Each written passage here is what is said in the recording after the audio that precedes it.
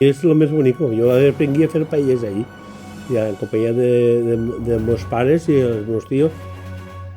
Eren 7 germans, entonces quan se reunien tots, som 15 cosins, germans, i se reuníem en la família i el diumenge plegàvem a casa i de fet nosaltres que teníem les cases vivíem a les afores pràcticament del poble, en llenya de taronxer, collar-se un conill, no eren de la carnisseria, sinó que eren caseros, es mataven en casa, arreplegàvem la sang a poder-la ficar en les paelles del vermutet.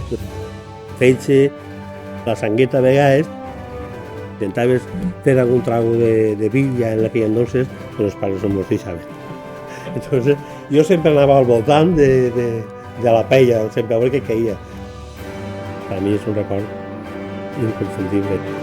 Els ingredients eren de temporada. Hi havia bachoqueta, hi havia garrofó, no havia ni congelador ni pràcticament frigorífic.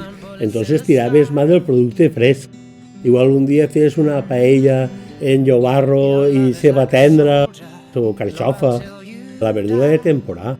A dies d'avui que tinc animalets i tinc gallines, arreplegau sota els dies frescs, se tirava directament a lo que és la sang, la tallaves en el plat, perquè qualla molt ràpidament.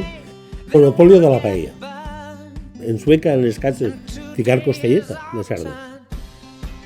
El que és mal, no es paella con cosas. En València no m'ho fa falta que me fique una Déu. La mare de Concha Bondací feia una paella en el que tenia en casa. Soc Raúl Magraner. Onaire és una empresa familiar, la fundada els meus sogres, Paco i Maria, la meva dona, la tercera generació, els negots, Montà i Helena, donant un bon servici, una bona qualitat en el producte, amb tots els productes locals de Sina. La paella argentina, m'ho vaig passar molt bé, pilotes en carn de magre i sang de conill, molt bona, i també porta unes llesques de piu de roig. Personalment és una paella que he anat molts anys allí a cuinar-me. But I've been looking at you